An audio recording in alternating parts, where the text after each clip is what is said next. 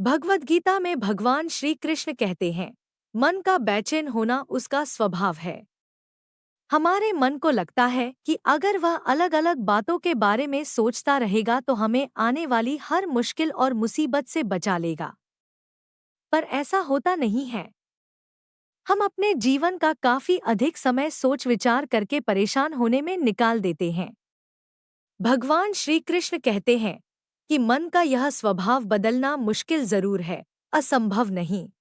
अच्छा, अब आप एक बात बताइए, क्या आप कौए को कह सकते हैं कि वो काम की आवाज ना करे?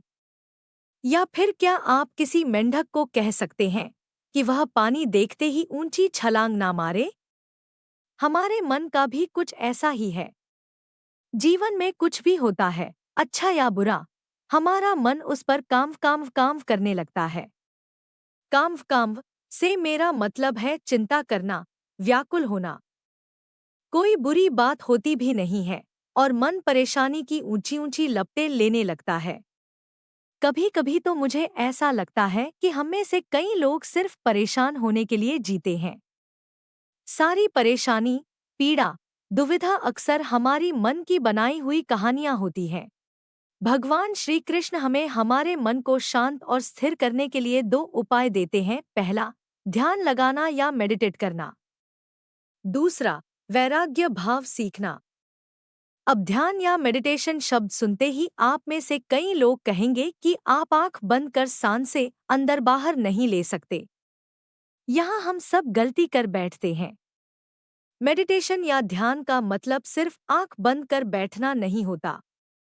मेडिटेशन का मतलब होता है अपना पूरा ध्यान किसी चीज पर लगाना और उसे हटने नहीं देना। अगर आप रोटी बना रहे हैं तो सिर्फ उस बात पर ध्यान दीजिए। अगर आप पिक्चर देख रहे हैं तो अपना पूरा ध्यान पिक्चर पर लगाएं। यह मत सोचिए कि पिक्चर देखकर आप अपना कितना वक्त बर्बाद कर रहे हैं। जब आप जीवन के हर छोटे बड़े काम को पूरे ध्यान से करते हैं तो आपका जीवन ही एक मेडिटेशन बन जाता है। ऐसे जीवन में शांति, स्थिरता, साहस और सफलता का होना अनिवार्य है। वैराग्य भाव दूसरा उपाय।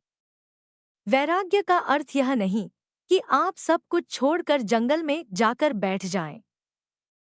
वैराग्य का सच्चा अर्थ है कि आप जो काम कर रहे हैं उसका क्या नतीजा या रिजल्ट निकलेगा उसकी चिंता ना करें। जैसे अगर आपने कोई इंटरव्यू दिया, आप यह कर सकते हैं कि पूरे मन से तैयारी करें और अपना बेस्ट देकर आ जाएं। वह नौकरी मिलना या ना मिलना आपके हाथ में नहीं है। इस नतीजे के पीछे अलग अलग चीजें हैं जो आपके बिल्कुल कंट्रोल में नहीं। तो जिस चीज के बारे में आप कुछ कर नहीं सकते, उसके बारे में चिंता भी ना करें। यही वैराग्य का सच्चा मतलब होता है।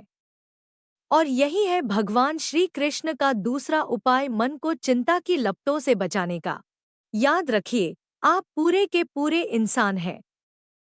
समझदारी, संयम और कुशलता से भरे इंसान।